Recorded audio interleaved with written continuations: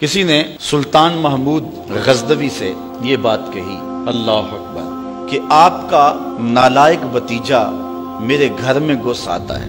یہ بات کسی بڑھیا نے کہی حضرت سلطان غزنوی سے کہ آپ کا نالائق بھتیجا میرے گھر میں گھس آتا ہے اور میری بیٹی جوان ہے، بس اس کے آگے میں کچھ نہیں کہنا چاہتی۔ تو حضرت نے فرمایا کہ جب وہ بدبخت دوبارہ تمہارے گھر میں آئے تو مجھے فوری اطلاع کر دینا، اور اپنا خصوصی کوئی کوڈ ورڈ دیا کہ جب اس کے ساتھ تو آئے گی تجھے کوئی میرے تک پہنچنے میں رکاوٹ نہیں بنے گا، تو پھر میں انصاف کے تقاضے پورے کروں گا۔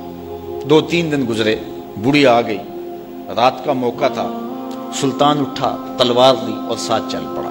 بڑھیا کے گھر میں داخل ہوا، داخل ہوتے اس نے کہا کہ چراغ گل کر دیا جائے۔ چراغ گل کر دیا گیا تو اس نے جا کے اس نوجوان کی گردن کاٹ دی۔ پھر اس کے بعد اس نے کہا کہ مجھے پانی دیا جائے۔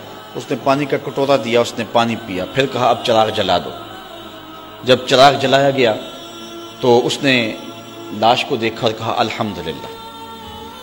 بڑھیا نے کہا کہ مجھے بتائیں کہ آپ نے یہ 3 کام بڑے عجیب کیے ہیں، جب آئے ہیں تو چراغ بند کروایا ہے، پھر پانی مانگا ہے، اور پھر الحمدللہ کہا ہے۔ تو بادشاہ نے ٹالا، کہا کہ اس راز کو راز رہنے دیا جائے، لیکن بڑھیا ضد کر گئی۔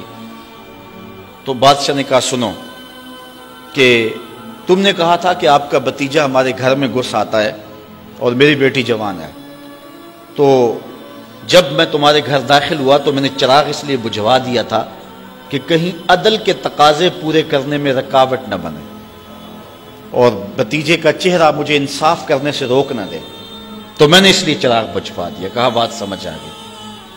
تو کہا آپ نے جب چراغ بعد میں روشن کروایا تو الحمدللہ کیوں کہا؟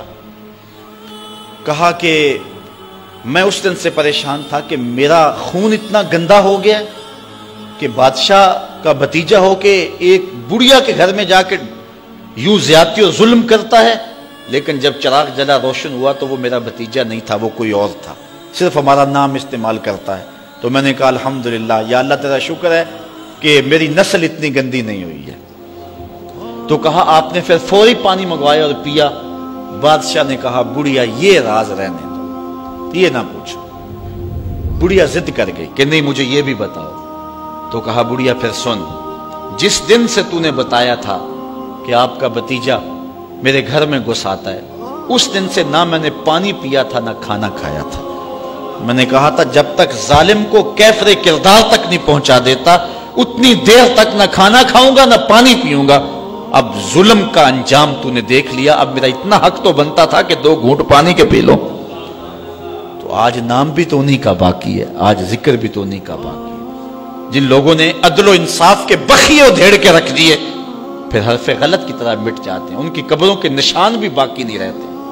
دنیا کے اوپر کتنے لوگ تھے، رضا شاہ پہلوی دیکھ لیں، ایران کا شہنشاہ ایران دیکھ لیں، کہ پھر بعد میں دیکھیے کہ ان کو قبر کے لیے جگہ نہیں مل رہی ہے۔